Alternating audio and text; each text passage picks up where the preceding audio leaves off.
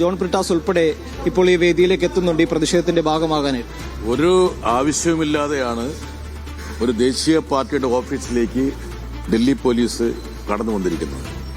ഈ ഐഷി ഘോഷിനെതിരെ 4-5 വർഷം മുമ്പുണ്ടായിരുന്ന ഒരു കേസ് പൊടിതട്ടിയെടുത്ത് അവരെ ഈ പാർട്ടി ഓഫീസിൽ നിന്ന് പിടിച്ചോണ്ട് പോകാൻ വേണ്ടിയാണ് ഡൽഹി പോലീസ് വന്നത്. പാർട്ടി ഓഫീസിനകത്ത് പോലീസുകാർ നിൽക്കുക. അതെ. ഇതിനൊക്കെയുള്ള അധികാരവും അവകാശവും ഒക്കെ ആരാണ് ഇവർക്ക് കൊടുത്തത്? അവര് ജവഹർലാൽ നെഹ്റു യൂണിവേഴ്സിറ്റിയിലെ ഒരു വിദ്യാർത്ഥിയാണ്, ഒരു റിസർച്ച് സ്കോളറാണ്, മുൻ യൂണിയൻ പ്രസിഡന്റായിരുന്നു. അവർ ഈ ജന്തർ മന്ദർ ഇത്രയും ദിവസം ഉണ്ടായിരുന്നു.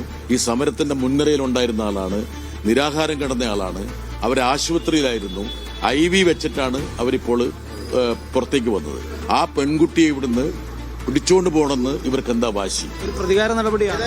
എന്താ സംശയിക്കുന്നത്? എന്താ കാരണം വെച്ചാൽ അതിന് സംശയമില്ലല്ലോ അക്കാര്യത്തില്.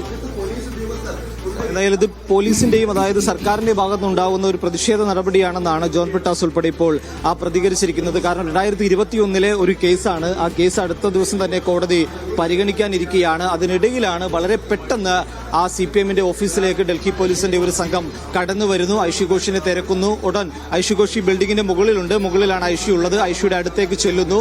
ഉടൻ ഇവിടെ നിന്ന് ഐഷിയെ കസ്റ്റഡിയിൽ എടുക്കണമെന്ന നിലപാടിലാണ് ആ ഡൽഹി പോലീസ് ഉള്ളത്. എന്തായാലും വലിയ പ്രതിഷേധം CPMന്റെ ഭാഗത്തുനിന്നുകൊണ്ട് ഈ വിഷയവുമായി ബന്ധപ്പെട്ട് ഉയരുന്നുണ്ട്. കഴിഞ്ഞ 35 ദിവസം ജന്തർ മന്ദറിൽ ഉൾപ്പെടെ സമരം നയിച്ച ഒരു വ്യക്തിയാണ് ഐഷി ഘോഷി. ഐഷി ഘോഷിക്കെതിരെയാണ് ഇത്തരമൊരു നടപടി ഇപ്പോൾ പോലീസിന്റെ ഭാഗത്ത് നിന്നുകൊണ്ട് ഉണ്ടായിരിക്കുന്നത്. ഈ CJP സമരത്തിൽ പങ്കെടുത്ത വിദ്യാർത്ഥികൾക്കെതിരെ ഒരു തരത്തിലുള്ള നടപടികളും ഉണ്ടാകില്ലെന്ന് കേന്ദ്ര സർക്കാർ CJPക്ക് ഉറപ്പ് നൽകിയതാണ്, വിദ്യാർത്ഥികൾക്ക് ഉറപ്പ് നൽകിയതാണ്. എന്നാൽ ആ ഉറപ്പുകൾ ലംഘിക്കുന്ന തരത്തിലാണ് പഴയ കേസിന്റെ പേര് പറഞ്ഞുകൊണ്ട് വിദ്യാർത്ഥി നേതാക്കളെ ഇത്തരത്തിൽ തെരഞ്ഞു പിടിച്ച് പോലീസ് കസ്റ്റഡിയിലെടുക്കാനുള്ള നീക്കങ്ങൾ ഉണ്ടായിരിക്കുന്നത്. JNUവിലെ ഒരു വലിയ നേതാവാണ്, JNUവിലെ മുൻ യൂണിയൻ പ്രസിഡന്റാണ്, നിലവിൽ SFIയുടെ ഡൽഹി ഘടകം അധ്യക്ഷയായി പ്രവർത്തിക്കുകയാണ്. വിദ്യാർത്ഥി നേതാവാണ്, വർഷങ്ങളായി JNU കേന്ദ്രീകരിച്ച് പ്രവർത്തിക്കുന്ന ആളാണ്. SFIയുടെ അഖിലേന്ത്യാ നേതൃത്വത്തിലുള്ള ഒരു മുൻനിരയിലുള്ള ഒരു പ്രവർത്തകൻ കൂടിയാണ് ഐഷി ഘോഷ് എന്നുള്ളത്.